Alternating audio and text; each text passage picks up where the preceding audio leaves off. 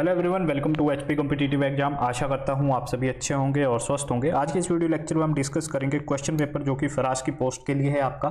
आज का हमारा सेकंड वीडियो लेक्चर है। इससे पहले फर्स्ट वीडियो लेक्चर मैं प्रोवाइड करा चुका हूं जिसमें हमने 50 क्वेश्चन डिस्कस किए थे। आज का जो हमारा वीडियो लेक्चर है इसमें हम 51 से लेकर 120 क्वेश्चन डिस्कस करेंगे और इसके अलावा मैं आपको थर्ड पार्ट इसका प्रोवाइड कराऊंगा जिसमें 120 से लेकर 170 क्वेश्चन आपको प्रोवाइड कराऊंगा। ठीक है, ये प्रीवियस ईयर पेपर है, इसमें 170 क्वेश्चन पूछे गए थे, कोई भी नेगेटिव मार्किंग नहीं थी।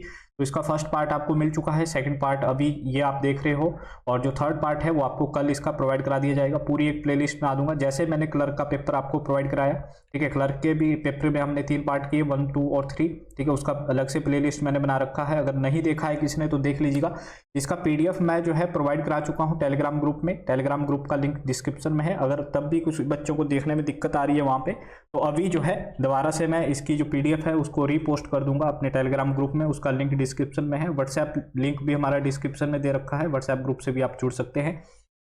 फर्स्ट क्वेश्चन की तरफ हम मूव करते हैं। जो भी नए बच्चे हैं मैं उनको बता दूं कि जो हमारा टेलीग्राम ग्रुप है और ये यूट्यूब चैनल है इसको सब्सक्राइब जरूर कर लीजिएगा, क्योंकि अगर आप हिमाचल प्रदेश के एग्जाम्स की तैयारी कर रहे हैं तो इससे रिलेटेड जितना भी कंटेंट होता है, जितने भी प्रीवियस ईयर पेपर है या जो भी एग्जाम आ रहे हैं, ठीक है, उनके लिए तैयारी करवाई जा रही है। नेक्स्ट देखिए, अब फर्स्ट क्वेश्चन तरफ हम मूव करते हैं। हम एक वर्ष में अधिकतम कितने व्यक्तियों को जो है भारत रत्न दिया जा सकता है? भारत रत्न आप सभी को पता है, भारत का सबसे सर्वोच्च जो है अवार्ड है ये मैक्सिमम एक साल में दिया जा सकता है 3 व्यक्तियों को। ऑप्शन नंबर कौन सा बन जाएगा हमारा यहाँ पे? ऑप्शन नंबर बी यहाँ पे राइट आंसर बन जाएगा। ठीक है, शुरू में जब ये भारत रत्न शुरू हुआ था 1954 में, तब जो है मरणोपरांत नहीं दिया जाता था, लेकिन एक सन आपको याद करना है 1955, जो कि डायरेक्टली पूछा जाता है कि भारत रत्न मरणोपरांत जो है कब से शुरू किया, तो 1955 में जो है भारत रत्न मरणोपरांत भी देना शुरू कर दिया। नेक्स्ट देखिए, भारत रत्न किसके द्वारा दिया जाता है? यहीं से क्वेश्चन आ गया कि भारत रत्न को जो है देता कौन है। तो भारत के जो राष्ट्रपति होंगे वर्तमान में, वो जो है इसको देंगे। ऑप्शन नंबर बी यहाँ पे राइट आंसर हो जाएगा। अभी वर्तमान में भारत के जो प्रेसिडेंट है वो है श्रीमती जो आपके द्रौपदी मुर्मू जी, उनके द्वारा जो है भारत रत्न दिए जाते हैं। नेक्स्ट देखिएगा, काली मिट्टी किस फसल के लिए सर्वाधिक उपयुक्त है? काली मिट्टी, इसको और किस किस नाम से जाना जाता है? इसको रेगुर सॉइल के नाम से भी जाना जाता है, रेगुर मिट्टी बोलते हैं हम इसको। ठीक है, और इसको चैरनोडम सॉइल के नाम से भी जाना जाता है। ये जो है फेमस है। ठीक है, ये जो इंपॉर्टेंट है, सर्वाधिक उपयुक्त होती है, ये कपास के लिए होती है। ऑप्शन नंबर बी यहाँ पे राइट आंसर हो जाएगा हमारा। क्या हो जाएगा? कपास यहाँ पे बिल्कुल सही आंसर हो जाएगा। अच्छा, नंबर 1 स्टेट कौन सा है प्रोडक्शन कपास के, यानी कि कपास का जो प्रोडक्शन है सबसे ज्यादा कहाँ पे होता है? कपास में अगर हम बात करें तो नंबर 1 पे कौन सा राज्य है हमारा? वो है गुजरात। ठीक है, गुजरात से ही हमने कल डिस्कस किया था कि नमक का जो उत्पादन है उसमें भी नंबर 1 पे कौन है? वो भी गुजरात। नमक और कपास ये दोनों आपको याद करना है, कहाँ पे? गुजरात में सबसे ज्यादा प्रोडक्शन होती है। भारत का सबसे बड़ा राज्य कौन सा है? यहाँ पे ऑप्शन दे रखे हैं हमारे पास, यूपी, पंजाब, हरियाणा और हिमाचल। तो अगर हम यहाँ पे बाय पॉपुलेशन बात करें, पॉपुलेशन की दृष्टि से बात करें, तो पॉपुलेशन की दृष्टि से जो भारत का सबसे बड़ा राज्य है वो है उत्तर प्रदेश। और अगर हम बाय एरिया बात करें तो बाय एरिया जो सबसे बड़ा राज्य है वो है राजस्थान। ठीक है, एरिया के हिसाब से कौन सा है? राजस्थान सबसे बड़ा है, और पॉपुलेशन के हिसाब से यूपी सबसे बड़ा है।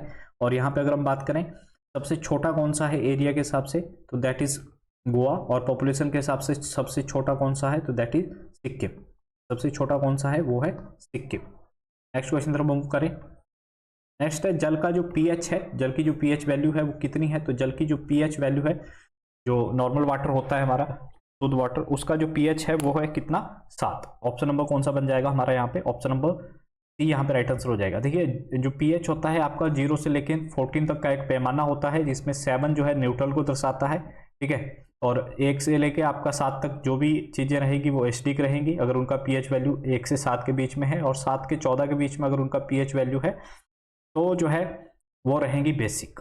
वो क्या रहेंगी? बेसिक। 2 क्वेश्चन जो यहाँ से बनते हैं, ठीक है, उनके आंसर जो आप कमेंट करके बताइएगा, मैं आपका आंसर जो भी उसका रिप्लाई होगा वो आपको कमेंट में दूंगा। एक तो डायरेक्टली बनता है मिल्क का पीएच कितना होता है, ठीक है, आपके हिमाचल प्रदेश के एग्जाम्स में, और एक बनता है हमारा जो ब्लड होता है, हमारे खून का पीएच कितना होता है। ठीक है, इन दोनों का पीएच अक्सर पूछा जाता है। नेक्स्ट देखिएगा, मैक्सथनीज जो था वो किस देश से संबंधित था? मैक्सथनीज जो था ये आपका यूनान का था, तो यहाँ पे ऑप्शन नंबर ए हो जाएगा राइट आंसर, ग्रीस। ठीक है, कहाँ का था ये? ग्रीस का था। इसने एक पुस्तक लिखी थी जिसका नाम था इंडिका।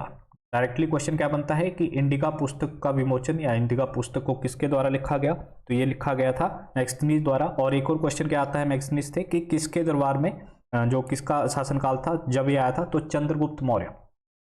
ठीक है, किसके शासनकाल में था ये? चंद्रगुप्त मौर्य के दरबार में था। नेक्स्ट देखिएगा, किसने कहा था कि तुम मुझे खून दो मैं तुम्हें आज़ादी दूंगा? तो सभी को पता है, सुभाष चंद्र बोस जी जो थे। यहाँ पे ऑप्शन नंबर बी हमारा यहाँ पे राइट आंसर हो जाएगा। अच्छा, अभी हमने भारत रत्न से बात करी कि भारत रत्न मरणोपरांत दिया जाता है, 1955 में ये शुरू हुआ था।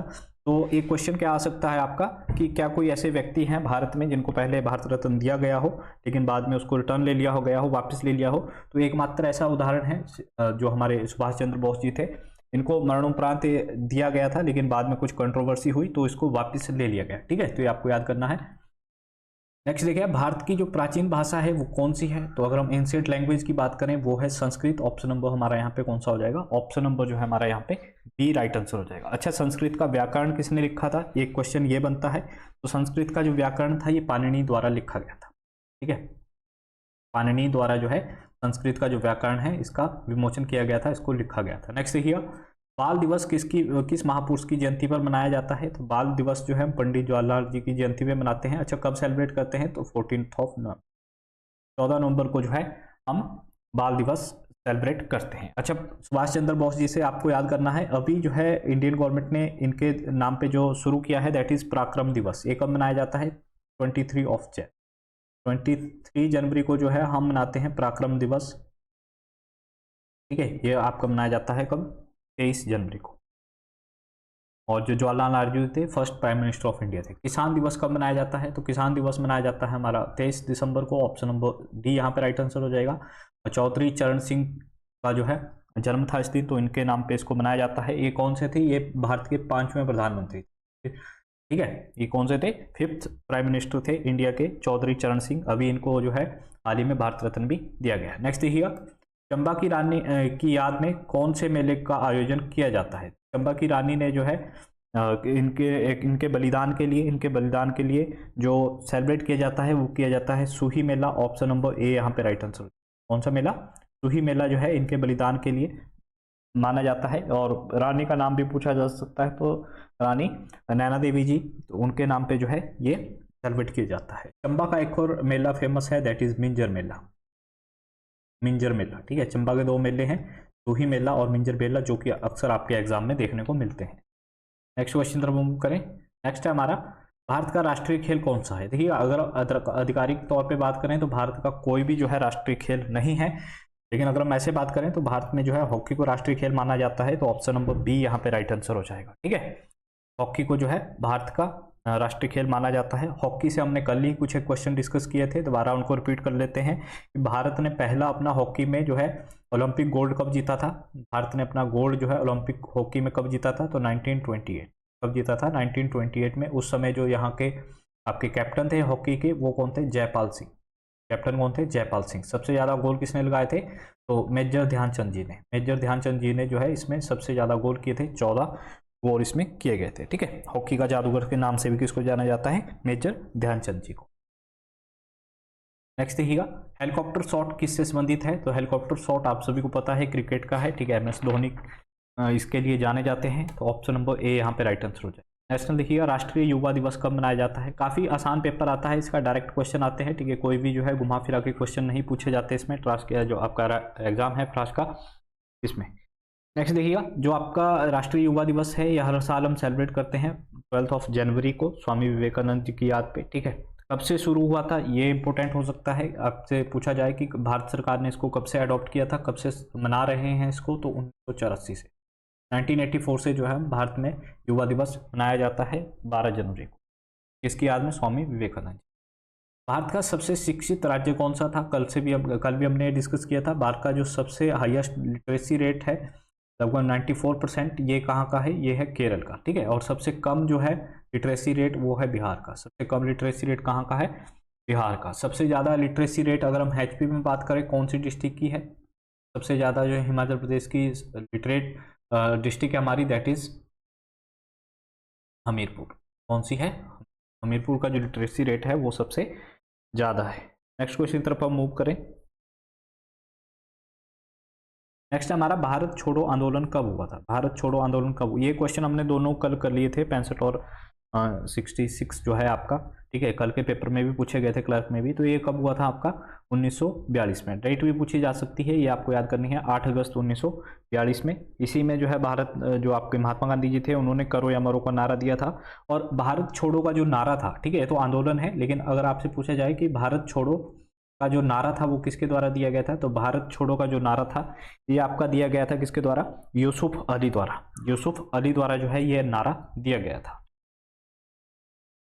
नेक्स्ट देख लेते हैं यहाँ पे 67 क्वेश्चन क्या कह रहा है। शिमला समझौता कब हुआ था? शिमला समझौता जो हमारा 1971 में वॉर हुआ था भारत और पाकिस्तान के बीच में, इंडिया वर्सेस पाकिस्तान के बीच में वॉर हुआ था, ठीक है। उसके बाद ये समझौता हुआ था, तो यहाँ पे ऑप्शन हो जाएगा हमारा बी, राइट आंसर, 1972 को, ठीक है। 1972 में हुआ था। कब हुआ था? 2 जुलाई 1972।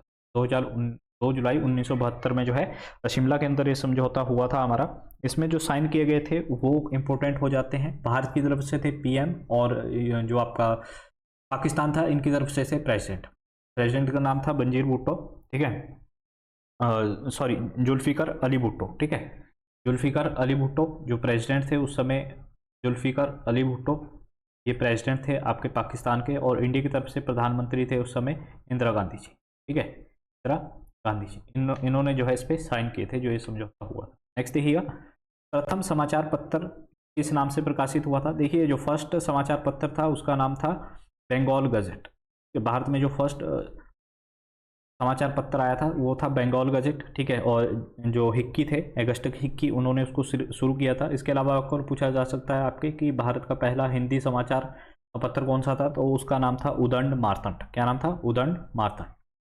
नेक्स्ट देखिएगा, भारत में सबसे पहले जो है रेलवे लाइन का निर्माण कहाँ हुआ? सबसे पहले जो रेलवे लाइन का निर्माण हुआ भारत में वो ठाणे टू बॉम्बे हुआ, ठीक है। लॉर्ड डलहौजी के समय में सबसे पहली ट्रेन यहाँ पे चली 1853 में, ठीक है। क्वेश्चन डायरेक्टली जो है पूछा जाता है, भारत में पहली ट्रेन कहाँ से कहाँ और कब चली? तो 1853 में चली थी, बॉम्बे टू ठाणे, ठीक है। इससे पहले हमने कल डिस्कस किया था कालका शिमला रेलवे लाइन कब चली थी, ये 1903 में। किसके शासनकाल में? लॉर्ड कर्जन के शासनकाल में, ठीक है। इससे पहले 1891 में दिल्ली टू आपकी कालका रेलवे लाइन बनी थी, और 1903 में जो है कालका शिमला रेलवे लाइन बनी थी, जिसकी टोटल लेंथ है 96 किलो, कितनी? 96 किलोमीटर। नेक्स्ट देखिएगा, सबसे बड़ा ग्रह कौन सा है? सबसे बड़े ग्रह की बात करें तो वो है बृहस्पति। ऑप्शन नंबर हमारा यहाँ पे ए राइट आंसर हो जाएगा। कौन सा हो जाएगा? ऑप्शन नंबर ए हमारा यहाँ पे राइट आंसर हो जाएगा। इसको जो है शीतकालीन ग्रह के नाम से भी जाना जाता है। शीतकालीन ग्रह क्यों कहते हैं? क्योंकि इसका जो एवरेज टेम्परेचर है वो लगभग 148 डिग्री सेल्सियस के आसपास रहता है, ठीक है। माइनस में -148 डिग्री सेल्सियस के आसपास इसका जो है एवरेज जो टेम्परेचर है वो रहता है। और सबसे ज़्यादा उपग्रह किसके हैं? तो बृहस्पति के। इसने जो है जो हमारा शनि ग्रह था उसको पीछे छोड़ दिया है। अभी इसके कुछ एक और उपग्रह मिले हैं। तो ये सबसे ज़्यादा उपग्रह किस ग्रह के हैं? सबसे ज़्यादा सैटेलाइट किसके हैं? तो सबसे ज़्यादा जो सैटेलाइट है वो आपके बृहस्पति के हैं। ये आपको याद करना है। शुक्र प्लस बुध, शुक्र प्लस बुध, इनसे क्या क्वेश्चन आता है? शुक्र प्लस बुध से तो एक तो बुध सबसे छोटा जो है हमारा ग्रह है, लेकिन इनसे क्वेश्चन आता है कि कौन से ऐसे दो ग्रह हैं जिनका कोई भी उपग्रह नहीं है, ठीक है। कौन से ऐसे दो ग्रह हैं जिनका कोई भी सैटेलाइट नहीं है? तो ये आपको याद करना है, बुध और शुक्र जो है दो ऐसे ग्रह हैं जिनका कोई भी क्या है? सैटेलाइट नहीं है। 72 क्वेश्चन कह रहा है कबड्डी खेल का जन्मदाता देश कौन सा है? तो ये हमारा भारत का खेल है। ऑप्शन नंबर बी हमारा यहाँ पे राइट आंसर हो जाएगा। कौन सा हो जाएगा? ऑप्शन नंबर बी यहाँ पे राइट आंसर हो जाएगा। अच्छा, एक्टिव प्लेयर की बात करें कि कितने प्लेयर इसमें एक टाइम में खेलते हैं एक्टिव, ठीक है, तो 7 प्लेयर। कितने प्लेयर? 7 प्लेयर। नेक्स्ट देखिए, बॉलीवुड जो आपका वॉलीबॉल है कि प्रत्येक टीम में कितने खिलाड़ियों की संख्या कितनी होती है? तो वॉलीबॉल में जो हमारे खिलाड़ी होते हैं वो होते हैं 6। वॉलीबॉल से एक क्वेश्चन जो प्रीवियस एग्जाम में पूछा गया था, श्रीलंका का नेशनल स्पोर्ट्स कौन सा है? श्रीलंका जो हमारा नेबरिंग कंट्री है उसका जो नेशनल स्पोर्ट्स है वो क्या है? वो है वॉलीबॉल, ठीक है। इसका जो नेशनल स्पोर्ट्स है वो क्या है? वॉलीबॉल। अंतर्राष्ट्रीय योग दिवस कब मनाया जाता है? हर साल 21 जून को सेलिब्रेट किया जाता है योग दिवस। कब शुरू हुआ? तो 2015 में प्रधानमंत्री नरेंद्र मोदी द्वारा जो है इसको शुरू किया गया। क्या है ये? योग दिवस। आप मुझे बताओगे 2023 की थीम, अभी 24 में तो आएगा, ठीक है। 23 की थीम क्या थी? क्योंकि थीम से अक्सर एग्जामिनर क्वेश्चन पूछता है जो हाई लेवल के एग्जाम होते हैं। नेक्स्ट ये है, दादा के नाम से किसे जाना जाता है? तो दादा के नाम से क्रिकेट में अगर हम बात करें तो सौरभ गांगुली जी को जाना जाता है। और अगर हम यहाँ पे बात करें बाय ऑप्शन तो मेजर ध्यानचंद जी, हॉकी के जादूगर, ठीक है, जिसके बारे में अभी हमने डिस्कस किया। इनको जाना जाता है किसके नाम से, दादा के नाम से। और इन्हीं के नाम पे क्या है, जो हमारा भारत का सबसे बड़ा खेल रत्न अवार्ड था, जिसको राजीव गांधी खेल रत्न अवार्ड के नाम से जानते थे, अब उसका नाम क्या कर दिया गया है, मेजर ध्यानचंद खेल रत्न अवार्ड। ठीक है, भारत का अब सबसे बड़ा खेल रत्न अवार्ड कौन सा है, मेजर ध्यानचंद खेल रत्न अवार्ड। भारतीय गायिका लता मंगेशकर की मृत्यु कब हुई थी, तो इनकी जो डेथ हुई है 6 फरवरी 2022 को जो है इनका देहांत हो गया। ऑप्शन नंबर सी यहाँ पे राइट आंसर हो जाएगा। क्या हो जाएगा, option number C right answer हो जाएगा। अभी यहाँ से एग्जामिनर कुछ एक क्वेश्चन बना सकता है कि इनको भारत रत्न कब दिया गया, लता मंगेशकर को, तो 2001 में इनको भारत रत्न दिया गया था। इसके अलावा दादा साहब फाल्के अवार्ड जो है इनको कब दिया गया है, तो दादा साहब फाल्के जो अवार्ड है इनको 1989 में इनको दिया गया। नेक्स्ट देखिएगा, यहाँ से हिंदी के क्वेश्चन है 78 से लेके, ठीक है, इनको हम स्किप करेंगे, कल के वीडियो में देखेंगे। हम जीके जो है यहाँ पे कवर करेंगे आज के वीडियो। ये देखिएगा, यहाँ पे सिंधु घाटी से जो है हमारी जीके शुरू होती हैं। Wait a minute, 97 question. Sindhu घाटी सभ्यता किस नदी के साथ समृद्ध हुई, तो सिंधु घाटी जो सभ्यता थी ये हमारी Sindhu river plus Saraswati river, ठीक है, सिंधु सरस्वती जो है सभ्यता भी इसको नाम से भी जानते हैं इसको, तो ये सिंधु और सभ्यता, इसके यहाँ पे ऑप्शन नंबर हो जाएगा डी, इनमें से कोई भी नहीं। ठीक है, इन नदियों के जो है बीच में ये इसका जो समृद्धि हुई थी। और अगर हम बात करें कि इसका जो टाइम पीरियड था, अकॉर्डिंग टू एनसीईआरटी एग्जामिनर पूछता है, तो इसका जो टाइम पीरियड था वो 2600 से लेके आपका 1900 BC तक था। कब तक था, 2600 से लेके 1900 BC तक सब था। बहुत बड़ा चैप्टर है ये जो सभ्यता है, ठीक है, इस और इससे एग्जामिनर पूछता है। हिमाचल में तो 1 से 2 क्वेश्चन इसके आते ही आते हैं हर एक एग्जाम में, ठीक है, तो इसको आपको कवर करके जाना है। सिंधु घाटी सभ्यता को जितने भी शहर थे इसके, शहर कौन सी नदी के किनारे थे, उसकी खोज किसने की थी और कब की थी, ऐसे ऐसे क्वेश्चन यहाँ से बनते हैं। नेक्स्ट देखिएगा, बिंबिसार किस वंश से संबंधित था, बिंबिसार जो था वो हर्यक वंश से संबंधित था। इसी वंश को पितृहत्ता वंश के नाम से भी जाना जाता है। इस नाम से, पितृहत्ता वंश से। पितृहत्ता का मतलब है कि पिता की हत्या करके ये राजा बनते थे। सबसे पहले जो है बिंबिसार था, ये मगध का राजा था, इसने अपनी राजगृह को कैपिटल बनाया था। उसके बाद जो है, सॉरी, गिरिब्रज को जो है इसने अपनी कैपिटल बनाया। उसके बाद अजातशत्रु आया, अजातशत्रु जो है इसका बेटा था, उसने बिंबिसार को मार दिया, अजातशत्रु को जो है उदयन ने मार दिया, उदयन ने अपने पिता अजातशत्रु मार दिया, इसलिए इसको पितृहत्या के नाम से जाना जाता है। उदयन जो था, जो अभी पटना शहर है, उसको पहले पाटलिपुत्र के नाम से जाना जाता था। तो पटना शहर की स्थापना किसके द्वारा की गई, या फिर पाटलिपुत्र शहर की जो स्थापना थी वो किसके द्वारा की गई, वो उदयन द्वारा की गई थी। ठीक है, एक क्वेश्चन डायरेक्टली ये बनता है। वर्तमान महावीर कौन थे, महावीर जैन की अगर हम बात करें तो ये 24वें तीर्थंकर थे। जो जैनिज्म है, हमारा जो जैन धर्म है, उसमें टोटल अगर हम तीर्थंकरों की बात करें, तीर्थंकर मतलब यानी कि गुरु, तो इसमें 24 गुरु हुए, जिसमें 24वें जो गुरु थे वो थे आपके महावीर जैन जी। इनका जो जन्म स्थान है वो है कुंडग्राम में। और 23वें कौन से थे, तो 23वें जो थे वो आपके वो थे पार्श्वनाथ। जो 23वें थे वो थे पार्श्वनाथ।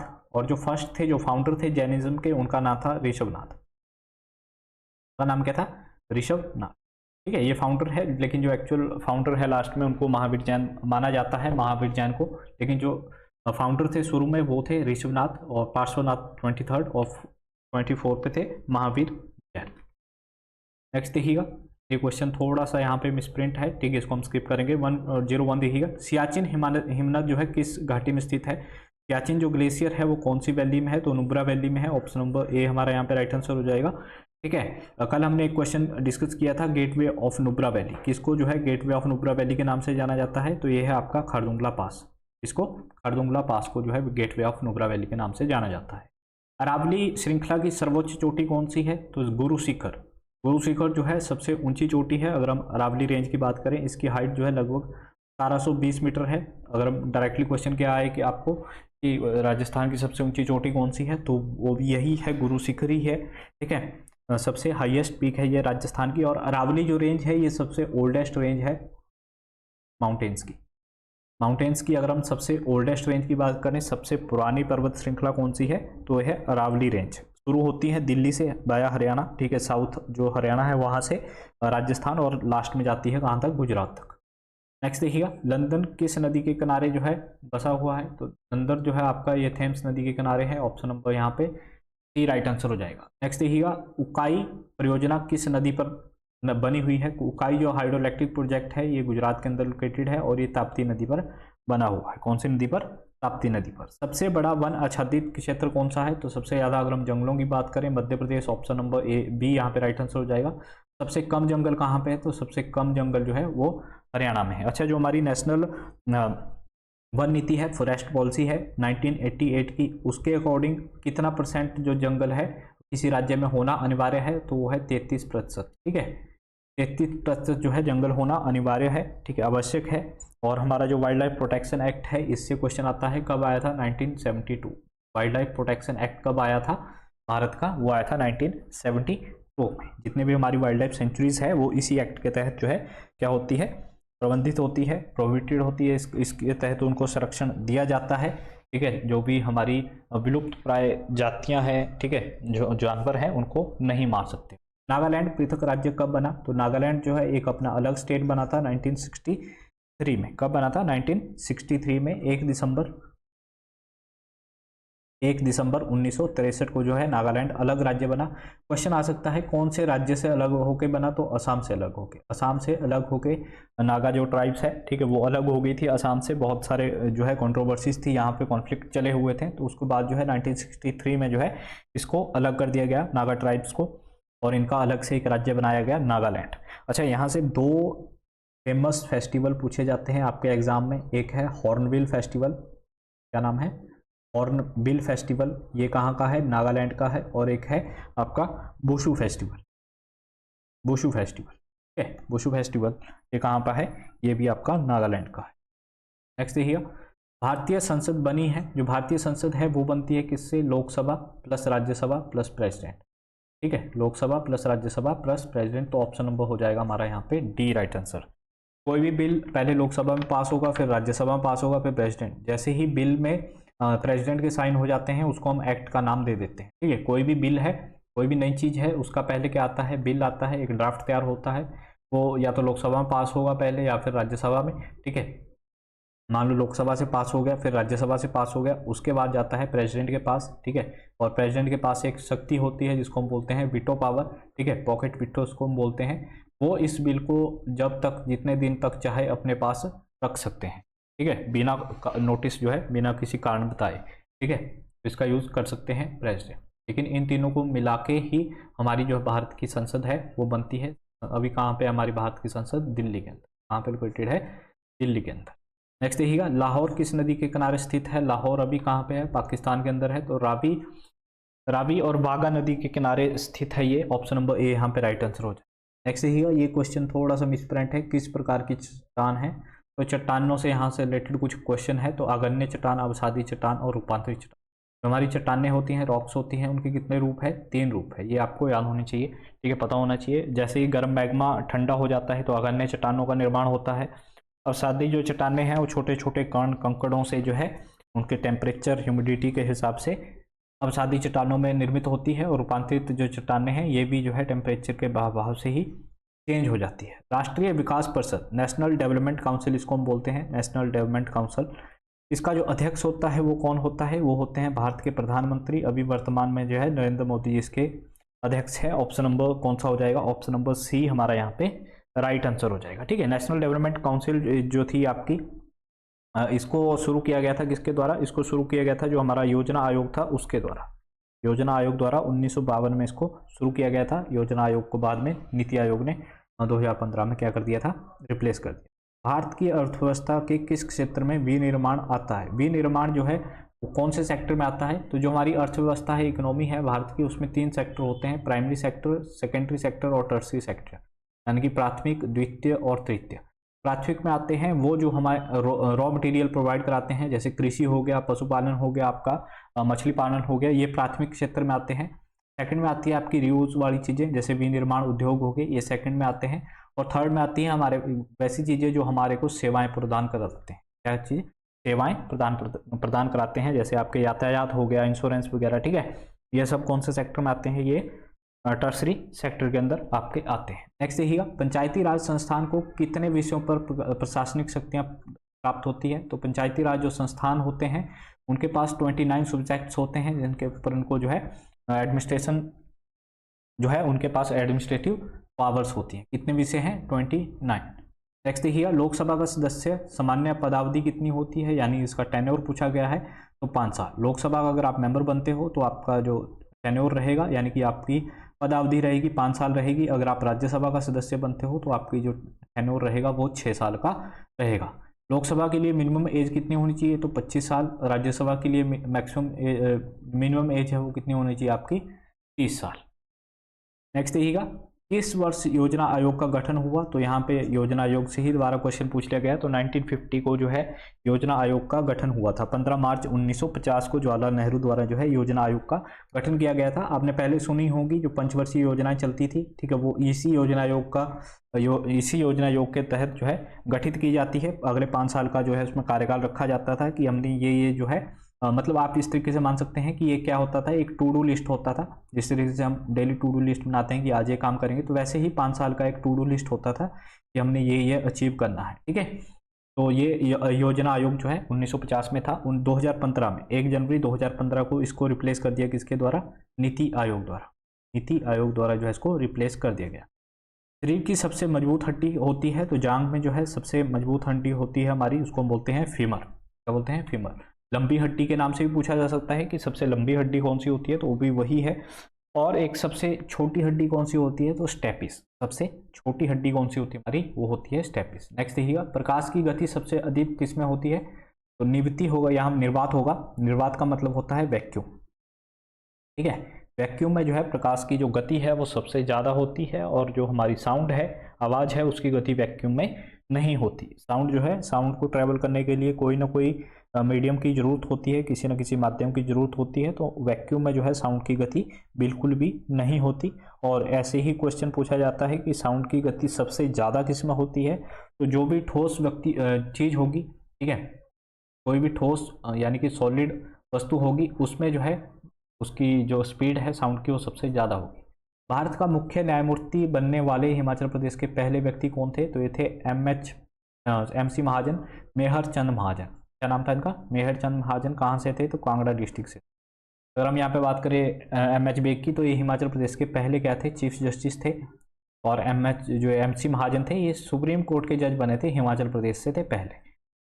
और पहली महिला मुख्य न्यायाधीश हिमाचल प्रदेश की, ऐसे क्वेश्चन पूछा जा सकता है, तो वो थी लीला सेठ। वो कौन थी? श्रीमती लीला सेठ जी जो थी वो पहली महिला मुख्य न्यायाधीश थी। नेक्स्ट क्वेश्चन देखिएगा, ये लास्ट क्वेश्चन है इसका। इसके बाद जो है हम थर्ड लेक्चर में इसके जितने क्वेश्चन बचेंगे रेस्ट के वो उसमें डिस्कस करें। हिमाचल प्रदेश का सबसे छोटा जिला कौन सा है? यहाँ पे मेंशन कर रखा है क्षेत्र अनुसार अकॉर्डिंग टू एरिया। तो सबसे छोटा एरिया जो है हमारा वो है हमीरपुर का। ऑप्शन नंबर डी यहाँ पे राइट आंसर हो जाएगा। कौन सा हो जाएगा? ऑप्शन नंबर डी हमारा यहाँ पे राइट आंसर हो जाएगा। आज के लिए बस इतना ही। आई होप आपको ये वीडियो लेक्चर अच्छा लगा होगा। अगर आप न्यू है तो सब्सक्राइब जरूर कर लीजिएगा। अगर आप हिमाचल प्रदेश के एग्जाम्स की तैयारी कर रहे हैं, चैनल को सब्सक्राइब जरूर कर लीजिएगा।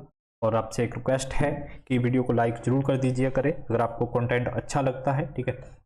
आज के लिए बस इतना ही। Thank you for watching us. Have a good day.